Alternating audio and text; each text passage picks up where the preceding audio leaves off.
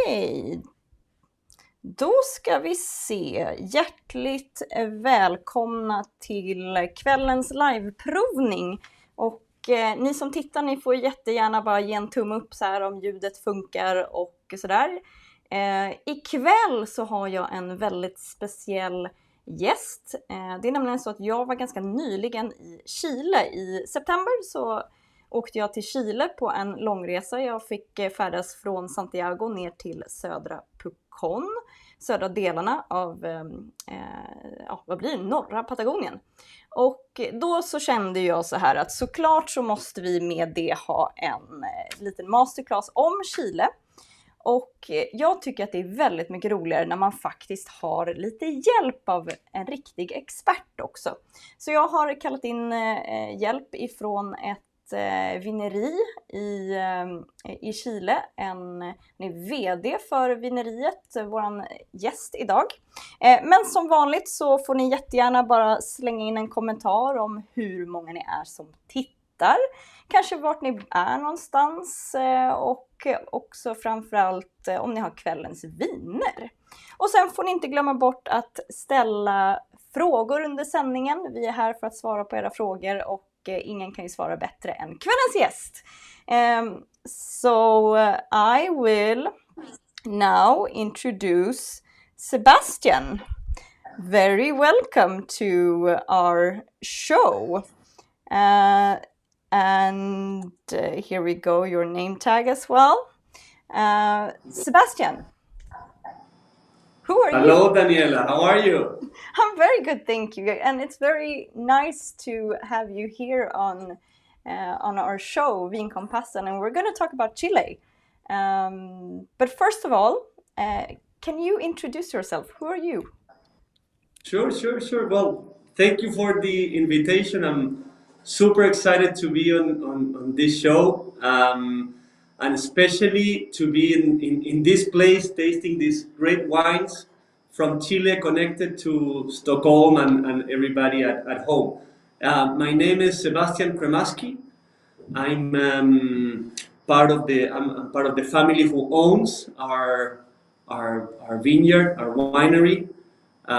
We've been doing wine for more than 4 generations. It's about 130 years here in America. But originally my family comes from Italy, and we were doing wines over there too. So I carry a heavy weight of a long tradition of wine. And how come, like, because I know you do a special wine for the Swedish market, right? The one that we have here in That's right. So the darling wine. That's the one. That's the one. And magic. We also have it here, so we will be tasting across the world.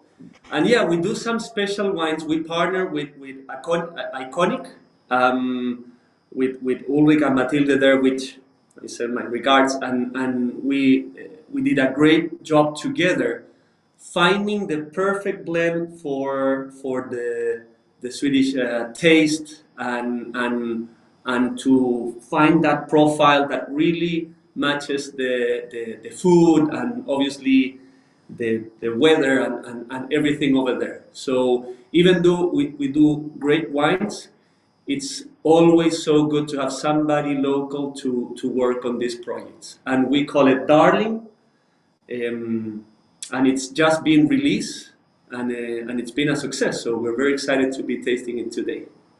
That is, it's very fun. We're going to talk more about your wine later on. But first, I think we need some kind of introduction to Chile. And I think it's a lot, but like Chile is such a narrow country. I'm actually gonna bring a map for our people that are watching, so they can see how Chile looks like. Can you maybe explain a bit? Now I have a map that I show over the whole Chile, but Chile in general, like what would you say is typical for Chile? Well, Chile has some things that are very easy to remember. You were saying that the biggest one is the shape. I think it's one of the longest country in the world, but I don't know, Canada might be wider or Russia, but It's one of the longest, if not the longest. And it's really everybody thinks it's Chile because of a Chile, like a Chile, that shape, of the vegetable. Yep. But there is no relation in the words. But that shape, and also the fact that we have the mountains and Andes on one side, on our east coast, and we have the Pacific Ocean with the Humboldt current going upwards from the Arctic. So even our Pacific Ocean has a big barrier, which is this Humboldt current. So we're very isolated. We're really an island on the continent. And that gives us so many advantages and also some challenges. The north part of Chile is all the mining industry, so probably the copper that we have on our phones or on electricity, that's coming from Chile. Chile is the biggest copper producer. Lithium now, we're being blessed with this electromobility and all the lithium. I think 30% of the lithium of Chile is coming from Chile now. And all that comes from the north. Then the central part, it's the capital is Santiago. It's very stable, Chile. It's been very open. We are a small population, 18 million inhabitants. So it's very small for compared to our neighbors. So we open the country. It's very open with free trade agreements and things like that. Then we move to the south central part, the Central Valley, which probably many people that is watching us and is used to wines from Chile are used to see that Central Valley. And that is a big valley where the wine and the fruit, cherries and apples come from. And it's very big. And then you have a lot of sub-valleys that we're probably going to talk around it. South, you have the forestry industry, pulp, paper, and then on further south, all the fishing industry. So Yep. that's Chile, and obviously everybody's welcome to visit us. It's a beautiful country, but long. You need to be willing to fly around a lot. Yeah, it's a long country, and because I was there just like Daniel, am I losing you? I have you here. Do you hear me? Yes, I can hear you. Yes, perfect. And I hope all our viewers can hear as well. Just let us know. Of course, we have you from Chile here, so we hope everything works fine for the viewers. But you never know with connection sometimes. What you said as well with fishing, like, because now I was in Chile now in September, and what you realize when you actually go there is how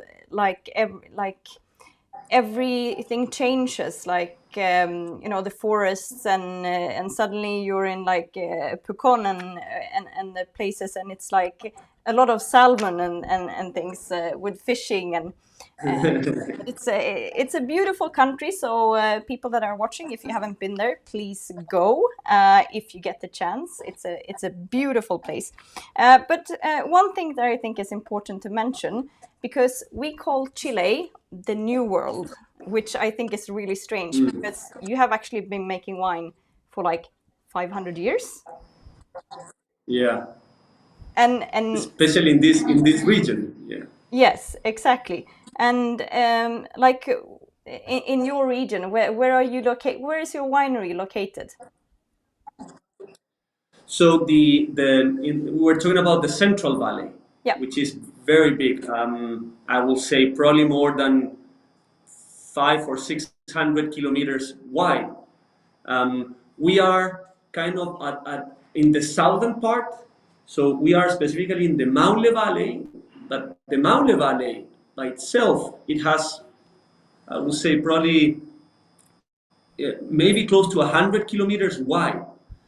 So we are at the tip of the southern part of the Maule Valley, very close to Itata, and so all this region, our region, our sub-valley, which is Loncomilla, but in the mountain.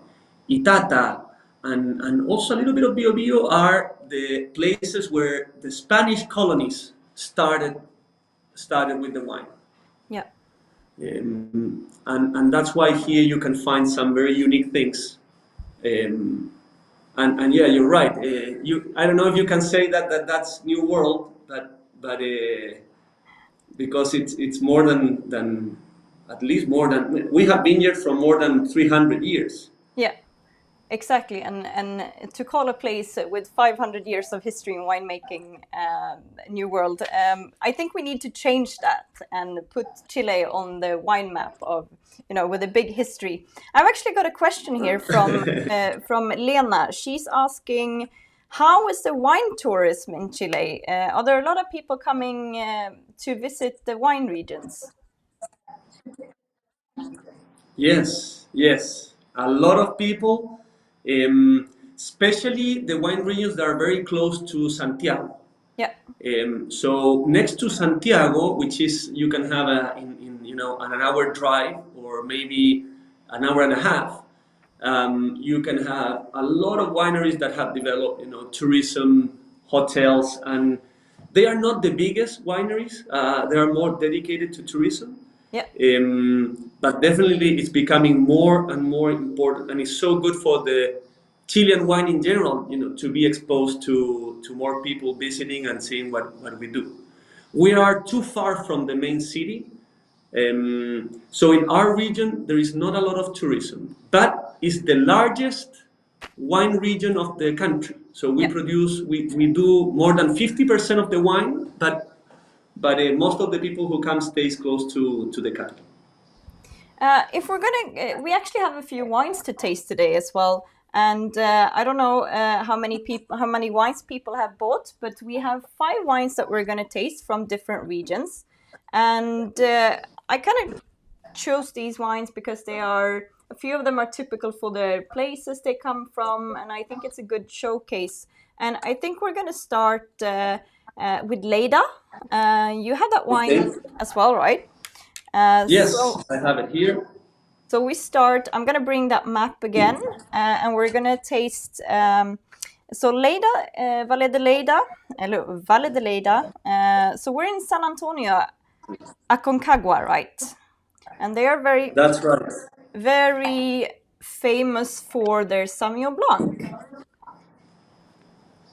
And I'm going to bring, here we have some information about the wine. So we're starting with the Leda. What would you say is typical for like a Chilean Sauvignon Blanc? For a Chilean in general, Yeah. that's a difficult question because a Sauvignon Blanc from Leyda will be very different to what it will be in our region, for example. On top of that big distance, 600 kilometers, let's say from north to south, actually from east to west, so from Los Andes mountain to the coast, there is even more difference in terms of climate and temperature. So I will say a typical Sauvignon Blanc from Chile, I found them with very good acidity, and I haven't tasted this one, but let's go and try Leyda, because I think it's from Chile Sauvignon Blanc. This might be one of the best representatives that we have. That's what I've heard. That it's a very good representant, and actually, I've had this one in a tasting before. We did a masterclass on South America, me and Madeleine Stenritz, and she chose to have Leda, but I don't think we had the Sauvignon Blanc by then. But yeah, it's and they're kind of a new region, right? Like Leda. Yes, all that close to Santiago, Aconcagua, it's newer, but still been around for a long time. It's more modern, and the beauty of Leyda, that is a great example and a great wine that you chose, because it shows you Leyda is close to Santiago, so it's more in the northern part of the wine region, of the Central Valley up to the north. Um, and Leyda is very close to the ocean. So from the Aconcagua Valley, Leyda is one of the ones that are closer to the ocean, and you can tell. You can tell it's a cold climate. Um, so I feel that it gets a little bit closer to what New Zealand Sauvignon Blanc could be in that regard, in the cold climate. But it has the mineral.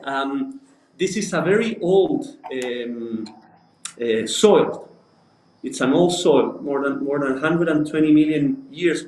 The soil, so it gives. You feel that acidity, which I love from a Sauvignon Blanc. It's very very expressive on the nose. You can tell that this has a lot of nerve, a lot of things to tell. And also very, very I can elegant. feel the oysters and the shellfish and the. Yeah. They're like these vineyards. They're like very, very close to the ocean. What I understand, like 4 kilometers or something like that. That's very close, eh? That's very very close. And imagine this: when you are so close, there is not much rain. We are a very dry climate. Yeah. For people who want to visit us, it's very dry, not humid. We're not in the Caribbean, very different than Brazil. People might think that South America is all kind of warm, and here is cold climate. And when you are close, it doesn't rain a lot. It's foggy in the mornings, and the temperature between day and night, it's very narrow. You have a narrow variance, very cold climate. So you could have maybe from 10 to 25 in the summer. That's the whole range. 10 in the winter, 25, maybe a little bit lower. But, well, for the kind of weather you have, it will be amazing. A winter with 10 degrees Celsius. But that gives that natural acidity and that expression that works very well with Sauvignon Blanc, with Chardonnay. It wouldn't work for a red wine, but for whites. What would you say, like San Antonio Valley, or what are they famous for? Like Leyda, here we have Sauvignon Blanc, but if you look at the region in general, what are they famous for, or what kind of grapes do they grow mostly? If there is always exception, but in general they are known by all the type of wines that you're looking for: high acidity, nerve, that vibration of the wine. So in my mind, Sauvignon Blanc, Chardonnay, Pinot Noir, for example. Yeah. There are some good. You can get a good Shiraz, for example, but you know that it will be totally different than a regular Shiraz from a warmer. I think I love this type of wine, so I will like everything. But in general, it's known for this type of wines. This is a super. I think if you're like, people are like, either you love Sauvignon Blanc or you don't like it. But I think this is the type of wine, this Sauvignon style, you would like even if you don't like Sauvignon Blanc. If you understand what I mean. Yeah. And even you can feel it's acidity is there, but you can also feel a little bit of sweetness, a little bit of tropical. It's more to the lime and apples, but you can feel, especially on the nose, you can feel a little bit of sweetness there. So it's very well balanced, very complex. People are very interested in what kind of food you serve to this. Like in Chile, what would you? What is typical Chilean dish that you would serve with this? Well, our family was in the oyster business sometimes. So really? obviously, we were very lucky. We had wine and oysters. So I think this is perfect with oyster and any kind of shellfish. I don't know if that's typical in Sweden, if you have a lot of shellfish. We do. We have a lot of shellfish in Sweden, and I would say right now it's actually the best season for shellfish. So yeah, that's a perfect combination, I would say. and of course, fish. We have a lot of salmon, a lot of tuna. So all everything from the ocean, and then obviously cheese and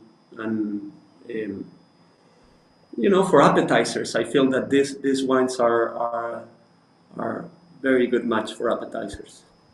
If we change region now, I think we go to actually. So people that are watching, we might taste the wines in a strange order, if you think, because we're going to combine red and white and go a little bit back and forward.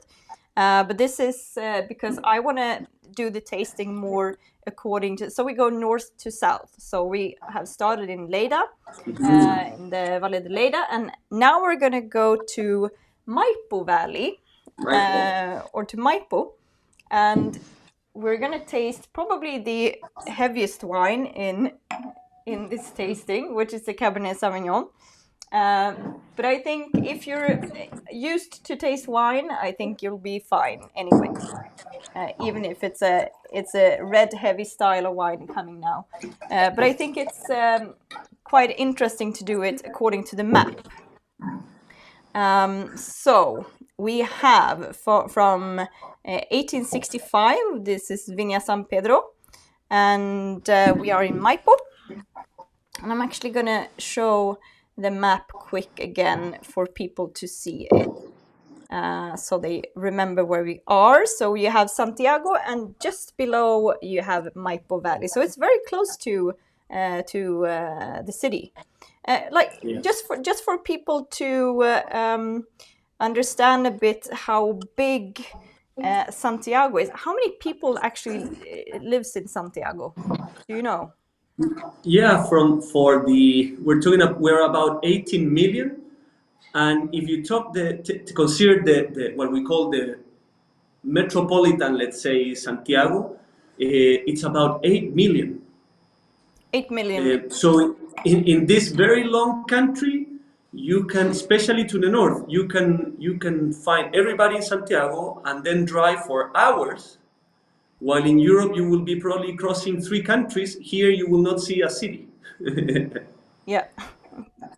Probably. But if we go, I read something that there are 140,000 hectares planted of vines in Chile, something like that. And about that, we have 70% of red, and Cabernet Sauvignon that we're tasting now are, they stand for like 40,000 vines. I don't know if these, Yes. does it sound right, the numbers? Sounds totally right. Cabernet is by far, it's a new variety. It's more modern, Yeah. but definitely has adapted so well to our climate and in all the valleys.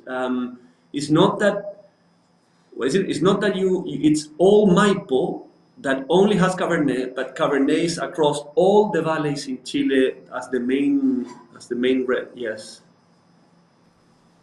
And with this, where would you say, is there a place in Chile where you would say, so this is Cabernet region for real? Well, definitely Maipo is one of them. Yeah. Maipo, and here we go. Leda, we were kind of in a similar, location, but going from the coast, now we're going up to the Los Andes mountain. Yeah. Now we have the mountains. And Maipo is is this is the main, I will say, variety of Maipo in terms of quality. I think probably the best Cabernets come from Maipo. Yeah. Altitude, it's a higher altitude. We're talking from 500 to up to 1,000, maybe or more meters altitude. It's a climate where you have a huge variation between day and night. 20 degrees between day and night, easily. Wow. It can go up to 25. So on winter it goes cold, and to maybe -2, 0 degrees. Hopefully, at not this time of the year, because that will be very bad for the harvest. But on winter are July, and on summer it goes up to 30 or more these days, unfortunately. And that gives that stress, and Cabernet Sauvignon can take it very well. It can mature to the proper level where it's not green, but it was stressed. It just works so good. And now we are so the Cabernet Sauvignon was the French that brought to we had the Spanish that came to the south part of Chile, and now we are more the French, right? That's right, more the French, And which really changed the whole industry, because now French varieties are the most popular.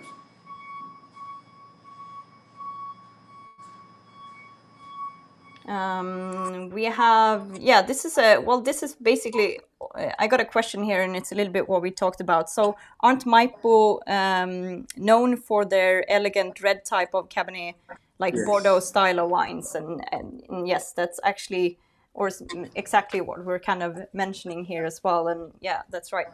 That's a good word, elegant. That's a good Elegant way style to describe it. of Cabernet. Well, Yes, like, yes. what would you say is typical for a Chilean Cabernet if you compare it to Bordeaux? Or not? We're not going to compare them, but what would you say is the difference? Well, I think definitely in Chile we have the tendency to harvest and mature them and release them very fast. Yeah. So normally our Cabernets are younger. The way we of our vineyards are totally different. There is nothing similar. Normally in Bordeaux or France or Europe, you have plantations of 6,000 plants or 8,000 plants per hectare.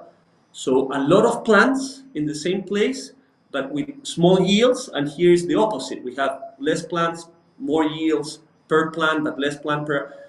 So there are so many different. At the end of the wine, I think that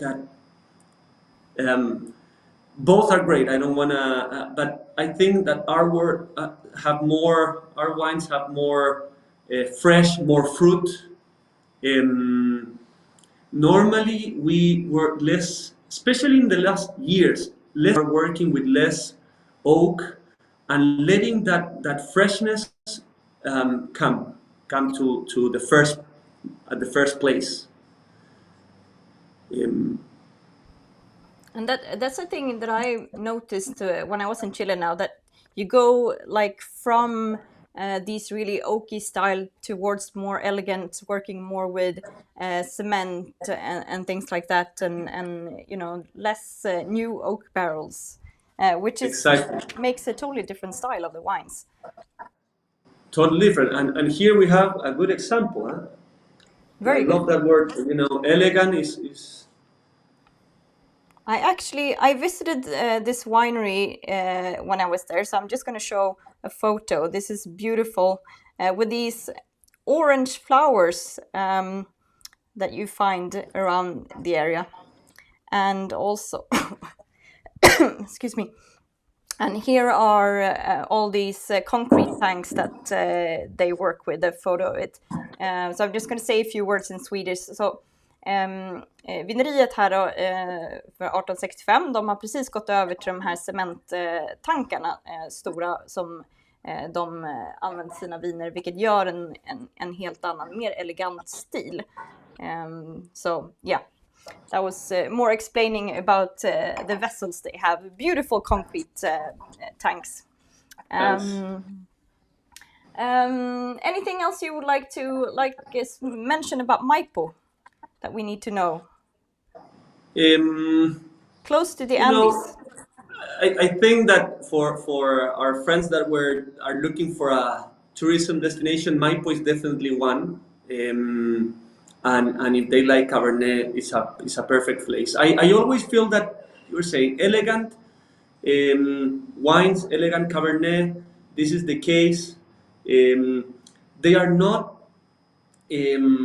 aggressive. The tannins are very soft. Normally, a little bit on the herb side, which I didn't find it in this case. I feel that this was so balanced, very elegant.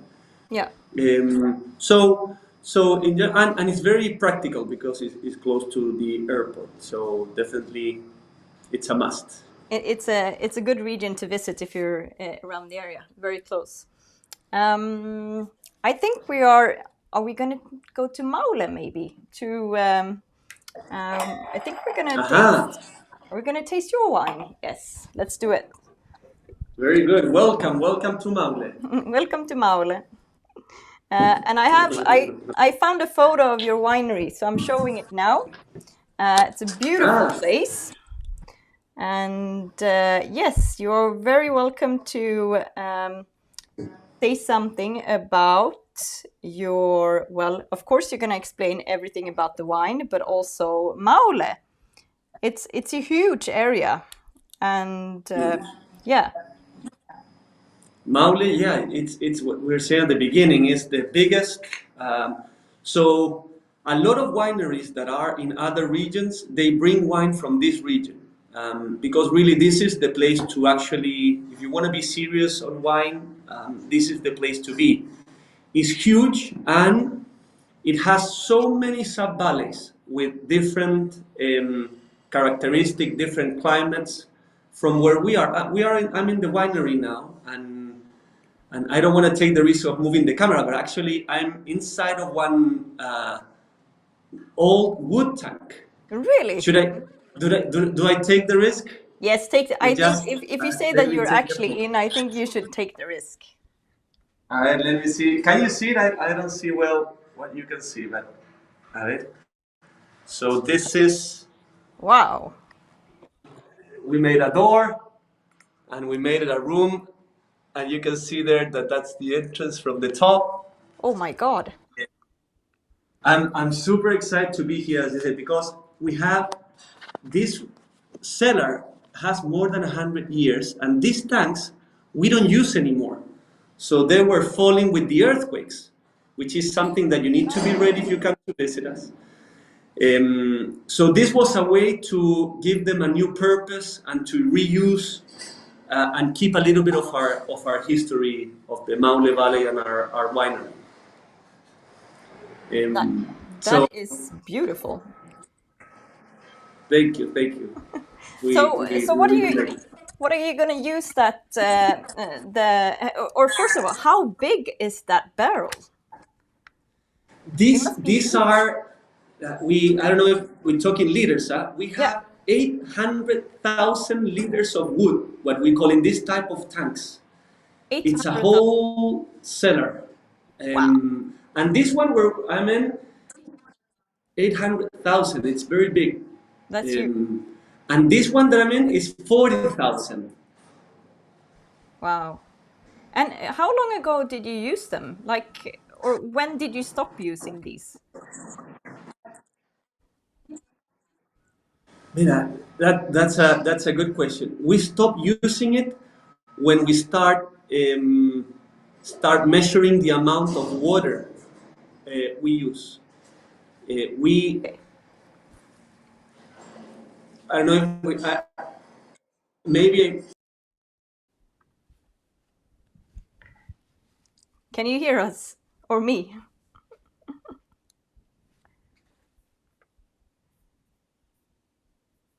Let's see if we have the.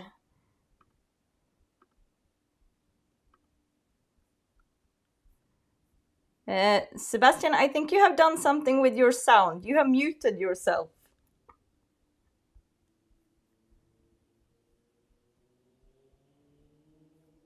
I think you... Vi har tappat ljudet. We lost your sound, Sebastian. If you hear me, then we have lost your sound. If you like push a button or something.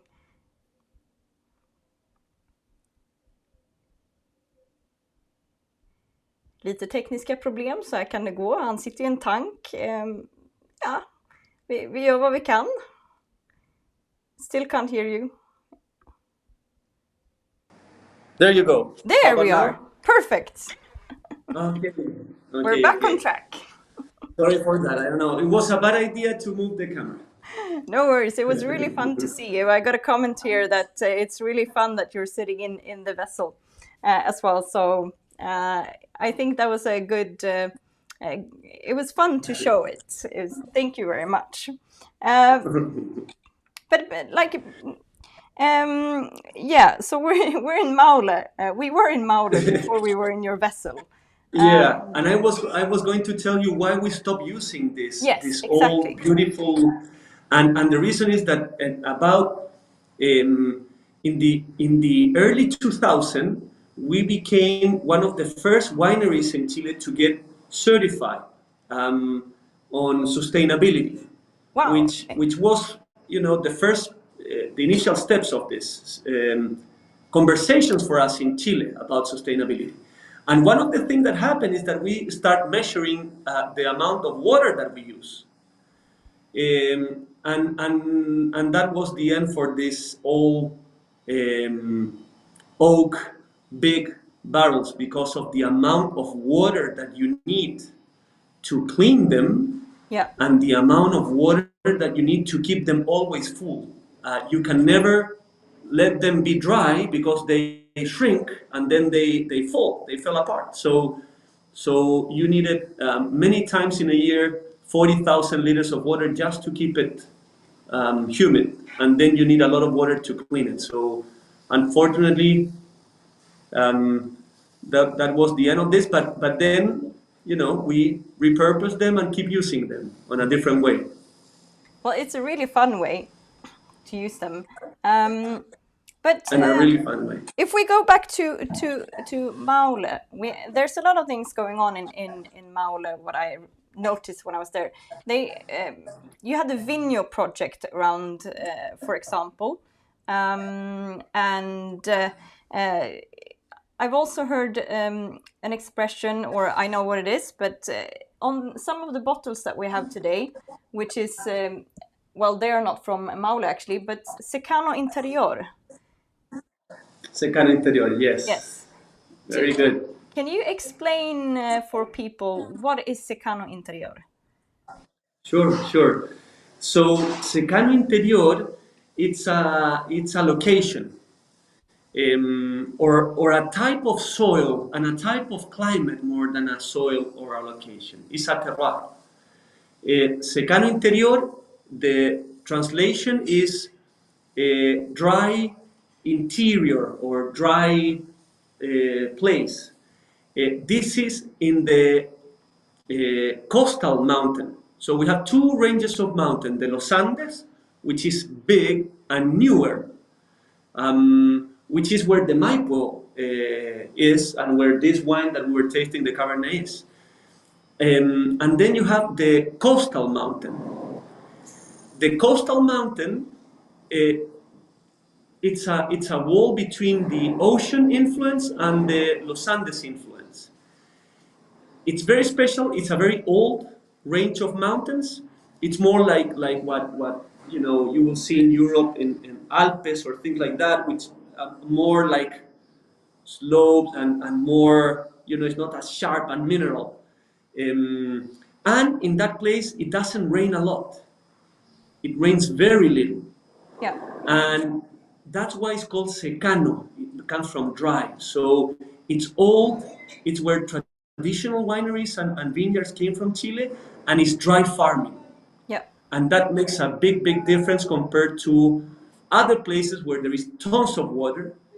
Here where we are now, you can make a meter deep and the water start coming out. Yeah. But in secano interior, you really have to rely on the rain, which is a couple times a year, and that's it. If you what can so we go back to Maule and we go back to where you are. What kind of soil types are typical for your area? So we have quite a big range of vineyards in the Maule Valley, from mountain to secano. So we have so many different types of soils, but everything that is closest to the Andes. It's more, it's called alluvial terrace, and old alluvial terrace. As we were saying, it's more mineral. It's more, you find a lot of stones and rocks. Of water that we have. Um, and you have that temperature difference. And what you see here in this secano, it's more clay, it's more old, so it's more compact.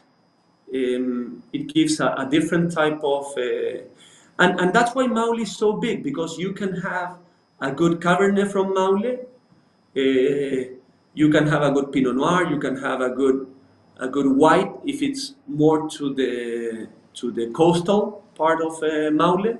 So you really can find valleys for between the Los Andes and the coastal mountain and the rivers.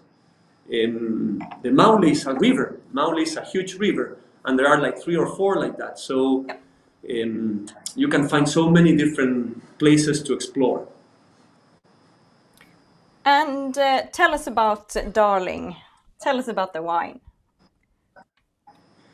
So I was saying that Darling, it was a project that was custom made for all our friends in Sweden, and I hope that you like it, because we really think that we were trying to find this combination, where you have a wine that is alive, that has very expressive on the nose, um, and that's where the Carmenere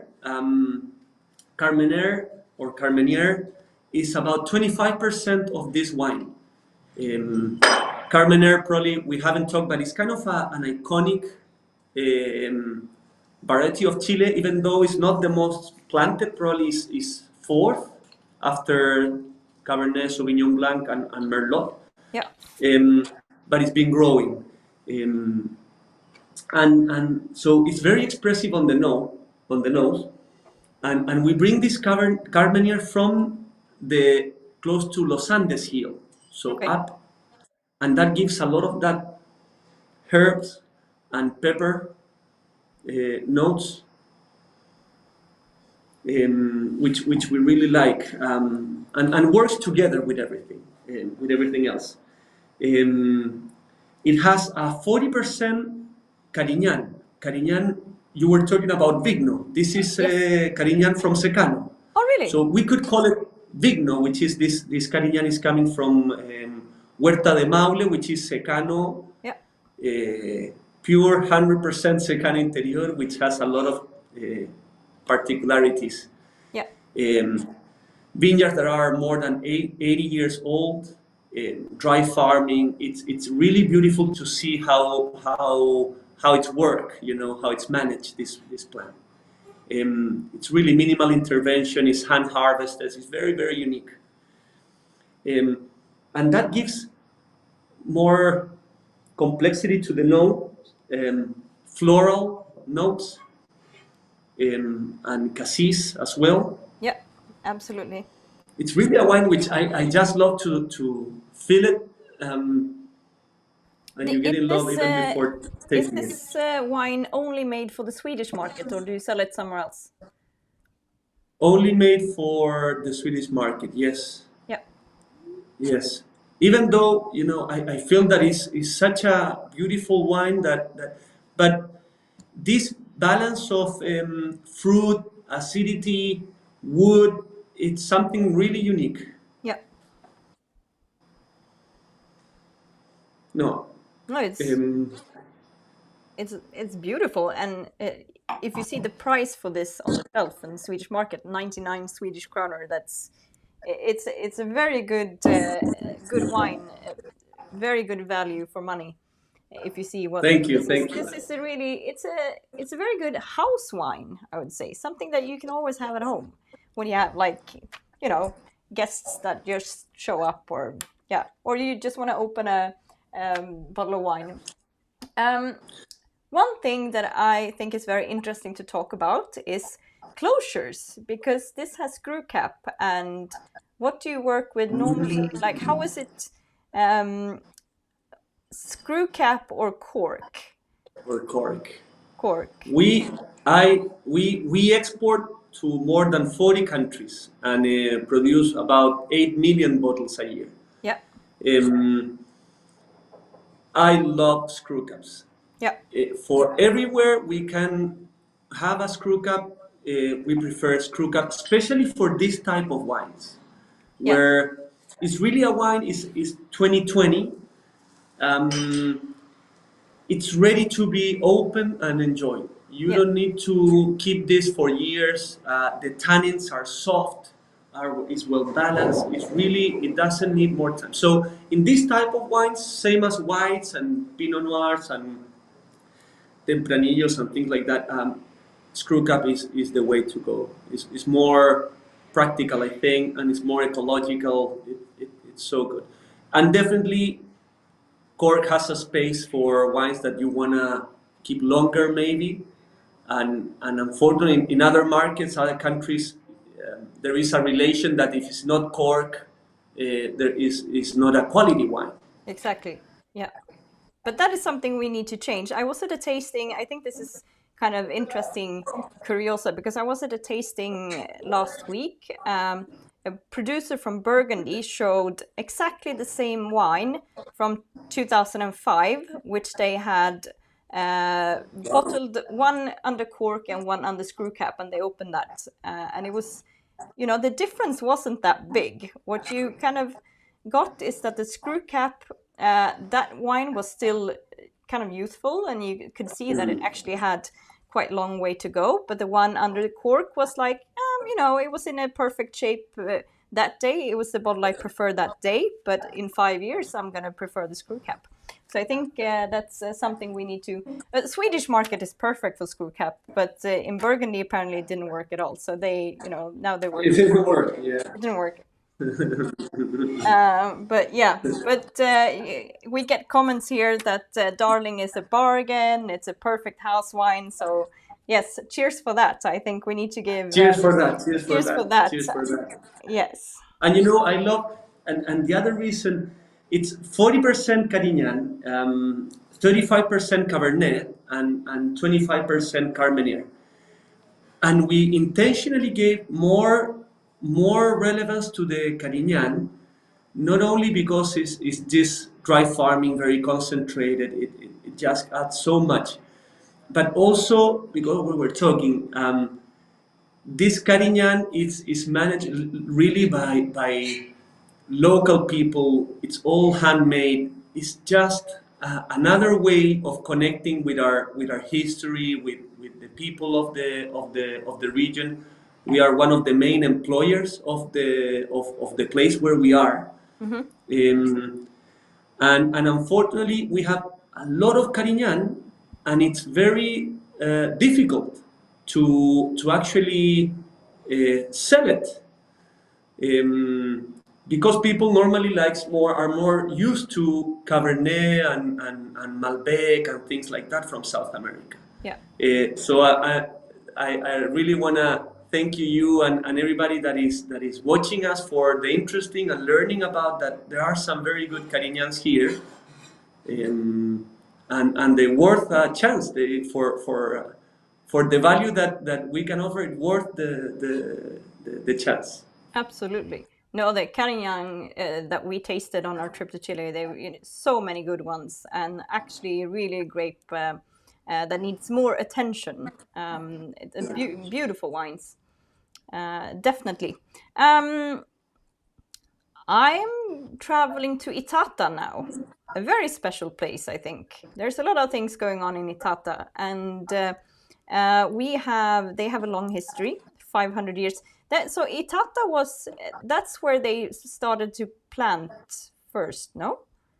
That's right. Yeah. That and the south part of Maule, where we are now, we are And the kind south of part of on Maule. Yeah. we are a few, but Itata is that's the heart of where everything started. Yes. I'm bringing the map again. So we are in the south region. It's green on the map, and it says Itata Valley on the map.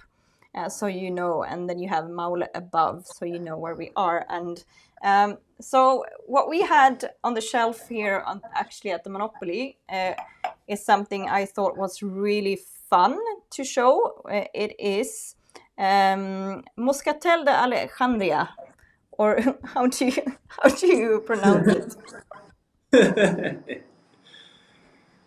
So this is from Viña Prado, and since I'm a horse person, I really love the label. It's a horse on the label, and it's a beautiful one. And I have a picture here from Itata, which kind of explains also the horse on the label. So this photo is taken by me a month ago, or in September. So this is from Itata, and these are some secano interiors, dry farmed, and it's a horse plowing the vineyards. So it's beautiful. But back to Itata as a place.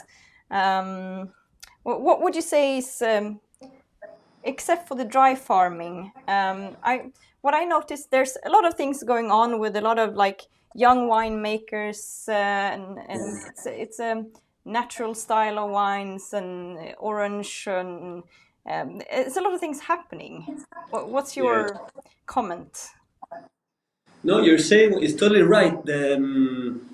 And I can't believe you were so close of us. We need to arrange another visit. Absolutely. But you're right. Itata never really industrialized. Yeah. If you come to many of the wineries of Maule or to the north, they really are industries. But Itata was so far from the capital, and there is not a lot of water, and it's very difficult to mass produce.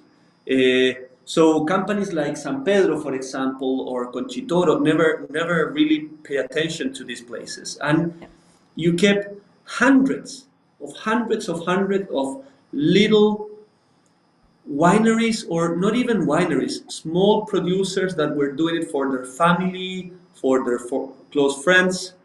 So really, Itata, it's a mixture of different styles and uniqueness of a guy that has a little piece of land that does his own wine. And so a lot of variety, a lot of flexibility was kept in Itata. So really from Itata, what you can expect is something different, something that is going to surprise. What you're not going to find is a traditional Cabernet. Yeah. You know, that's not what you're going to get from Itata. I'm sure that you can do one, but Itata is about, you know, Moscatel d'Alejandría and Sangiovese and Cinsault and blends and orange wines that you were saying, yes. Yes. And so what we have in the glass here is so the Moscatel Alejandría, which is, this is like if you put your nose into the glass. I'm not sure. I tried to make them send a bottle to you, but I heard there was holidays in Chile the last couple of days. But here, so this is dry farmed secano interior, as we spoke about, and hand harvested. And so this is skin contact, 7 days of skin contact, so which gives us this like tannin structure. And so it's, I would say, probably call this kind of orange style, but the grape itself, Moscatel de Alejandría, is so floral, and like if you put your nose into the glass, it's very it's, you know, you almost think it's going to be sweet, but then you taste it and it's super dry, and you have the tannin structure of the wine. And I think this is a very interesting style, and for me, I think it was very typical for Itata, this kind of style of wine that showed up. Yeah. Do you agree? Like, Yeah, there's so many of them. absolutely. We love Moscatel. We bring Moscatel from Itata Yeah. because it's not too far. And you're saying it's totally right. The aromas, the floral profile. And Moscatel, normally it's a little bit shy on the mouth. Yep. But I bet that with that 7 days of skin contact, it really brings another layer to the wine. Absolutely, it does. I have never tried, and I tried to contact the winemaker for him to send us some bottles, but it was holiday, and I'm sorry we couldn't arrange it. But I'm gonna try it. I'm gonna try. You need to try it. I think it's a very interesting style, and I think it's. I actually tasted this in Itata, and it was very interesting to actually find it here on the shelf at the Monopoly, which I think was, it's not a big producer, it's a very small one, so still interesting. But now I just got a question from Per asking, don't you do a lot of pais in Itata? And that, I think that makes it a good transition to the next wine, which is pais, but from Bio Bio, or Bio Bio, or yeah. And this wine we had released at the Monopoly last week, which was very... So this is from Roberto Henriquez, Santa Cruz de Coya. And this is 200 years old pais vines. That's crazy. How can they be 200 years old? I think that is totally crazy. But no, and you know why? And something that we didn't talk really, and I'm going to be brief, but yeah. When you think we're talking about the mountains of Los Andes, the ocean with the Humboldt Current, the desert on the north, and then the Arctic on the south. So really, Chile is very isolated for all type of diseases. Yeah. And our government and we take really good care of it. So you probably experience it. And if you come to Chile, you will see a very strict control from the agriculture ministry when you come into our country to make sure you don't bring any food or to protect that. So we have not had any diseases across hundreds of years, and that's why you can have a 200-year-old vineyard which is still healthy and making a very good quality of fruits, of grapes. You couldn't do that on many other places in the world. And this is exactly, that is, and so now we have pais, and it arrived to Chile under the name of Listan Prieto, no? Yeah, Listan Prieto. Yes. And yes. It's also called Mission in America. Actually, Mission, yes. Mission is a group of different varieties that came with the missionaries. Yes. And there is a blender, and it's really interesting how many they are. But Pais was the main one. Yeah. Was the main one in Chile.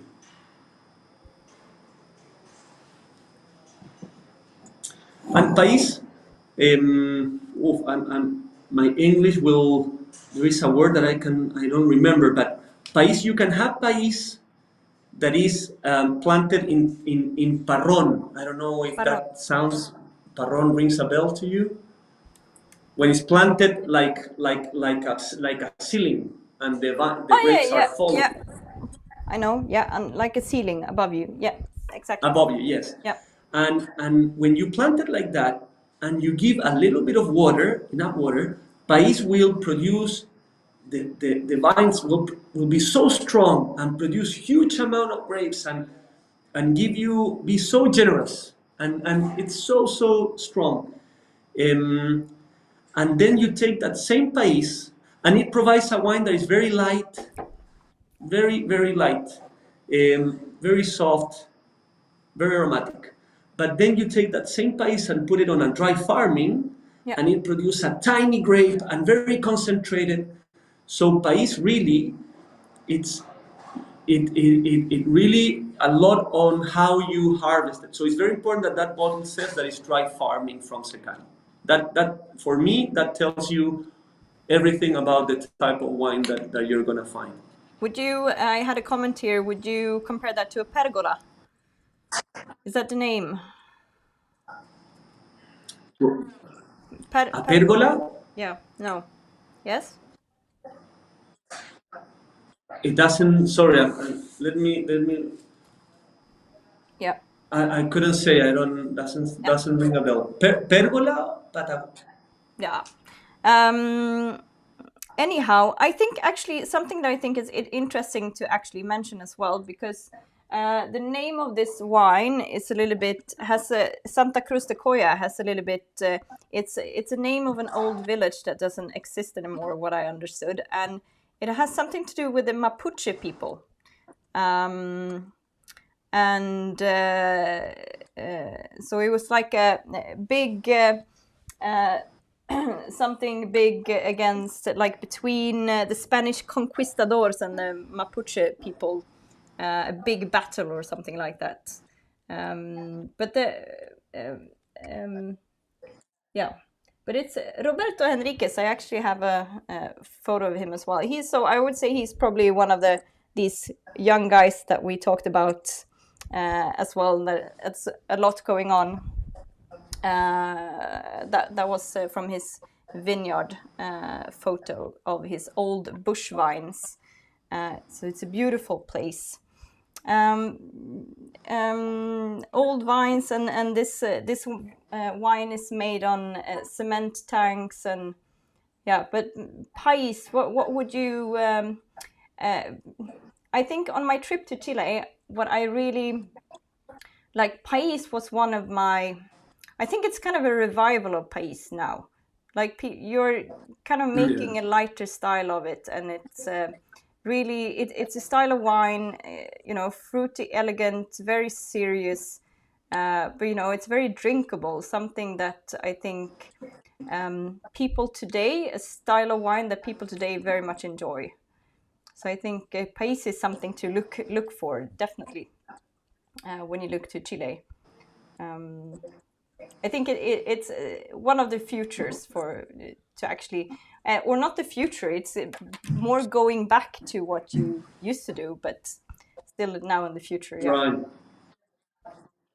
Right. We definitely, and it's so good because we had to replace Pais for Cabernet or other varieties. So it's good to be, to be back and giving more relevance to Pais. Yeah. It's a beautiful. We do a beautiful rosé from Pais. Yep. Because Pais naturally is very floral, very aromatic. Yeah. A lot of berries, red fruit, and we think that the rosé from Pais has a lot of potential. Yeah. Naturally, it doesn't have a lot of color, so it gives a nice salmon color to the rosé. There is so many ways that Pais can add one more variety for everybody that loves wine to enjoy and to discover and to explore. Yeah. I'm going to show, like, Bio is the most southern region we are tasting wine from today. What would you say is typical for that region?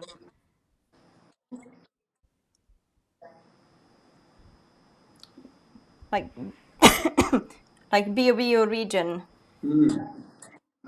What is typical for it? Bio, for me, it's getting more cold climate there.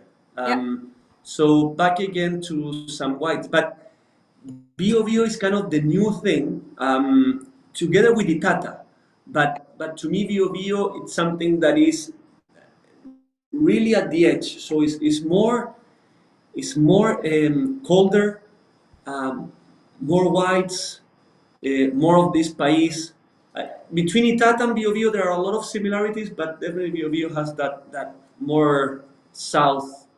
I wouldn't call it extreme now because you can also have some warm days in Bio. Yeah. But definitely more colder. So I got a good question here. And that that goes through all the wines, the type of wines. Yeah. While we talk about the region, I got a question here. Aren't the southern region known for their traditional, more rustic wines? Are they changing? Like, and I could feel a little bit that you're going towards more elegant style or more approachable, but also looking back to the history with looking to these pais and Muscatella Alejandria and grapes like that, and yeah, but that's kind of what the feeling I had, a little bit revival Yeah, around the yeah, area. but it's totally. I mean, Yeah, I think that comment is very fair. Normally, the Central Valley, the Maipo, are very elegant, very soft, very well worked wines. Um, and the South normally is more rustic, yeah, more rough, more expressive as well. I mean, look at the wine that you're tasting from Itata. yeah, 7 day skin contact. That's not going to be a wine that is going to be without, you're going to try without noticing it. It's going to be yeah, with a lot of personality. So, but every year it gets more and more sophisticated in Itata. So I will say, yeah, I think it's fair, but I wouldn't call it as a defect, yeah, as a defect, but more of a style. And we like that. We are in Maipo. I like wines like this, darling, that yeah. it's expressive. It's a foodie wine. It's a wine that you can combine with food because it Absolutely. has that personality to be with something. Yeah. So, but it's right. It's right. The comment that I think is very Uh, fair. Also, a question here: Pais, is that only in Chile, or do you have is the grape in other places? And you have Listan Prieto from Portugal. Yes, Am I right? And then we spoke about Mission as well. So, but otherwise, under the name Pais, is that only in Chile? I think so. I never heard about País from somewhere else, and Yeah, yeah, it originally still in Portugal and Spain, yeah, but I haven't heard that is really um, promote or explore. I'm sure yeah, they use it for blends and things like that, but not massive. And in Chile either. In Chile, this is something that is just starting, just starting in the last couple of years. exactly. Um, but it has a lot of potential, a lot of potential. We have tasted through all the wines, and we've actually been talking for an hour. If you would like to, I don't know, give a resume about what we're talking about, or why we should drink Chilean wines, or something you would like to end the tasting with, some wise words in the end. Well, you know, I think Chile has a lot to offer. Um, I'm proud of the value that we offer. I'm not. I don't think that we should be ashamed or feel bad because we can offer a great value. Um, and I'm proud of the quality that we're offering. We're not only offering, at least from us, but all the wines that we presented today. They are great wines. They are so different. They come from hundreds of kilometers apart. Um, and at least in our side, we can talk about the tradition that we maintain, that we worry about. We're not a big corporation that is worried about, performance and things like that. We worry about those things, but there is a lot of tradition. You can say you made the point. Not so new world. We've been around for a long time, Yeah, and lately we talk a little bit about sustainability, but I think that that's huge. We are very responsible. yeah, Chile is very responsible in terms of all of our products from fruits to wine and definitely sustainability is another point. So I think we have a nice package. I would love to have some of you coming to us and visit us. So I don't know if I can leave my email on the menu, and if somebody wants to contact me, I have no problem. It's very hard to visit us because we're so far. yeah. But maybe when it's winter on your side and you're a little bit boring of seeing snow on February, it could be a good time to fly here. No PCRs now. You don't need to have any testing for COVID. Nothing. It's our doors are open. That's always every time I have a winemaker on live like this, then they ask, can we come and visit? Unfortunately, Chile is far away, but I can tell everyone that is watching, that it's worth it. It's really worth it. It's such a beautiful place. Wow. So And you know, yes, if they cannot visit us from now to February, you can still get a little bit of what it is Chile by through our wines. yes, and summertime as well. Yes, exactly. I I promised our friend from Iconic Wine that we developed this wine, Darling, that I was gonna sing Darling from the Beatles, but Oh, I couldn't get the copyrights, and I sing so similar yeah. to the Beatles, so I couldn't do it. That would have been lovely. That would have been lovely to hear. Sebastian, I want to thank you so much for doing this tasting with me, and it is available to watch afterwards on YouTube as well. I'm going to send you the link so you can share it with anyone. So it's in English, so you know everyone can watch it. And yes, next time I come to Chile, I will definitely visit your winery. And yeah, this was loads of fun, and it's always better to have the expert from someone that's on site to talk about the regions. And thank you so much for doing this as well, and talking about the regions and tasting wines that are not from your winery as well, which is, I think, that's a big applause for that. I think we need actually to put this one in the tasting.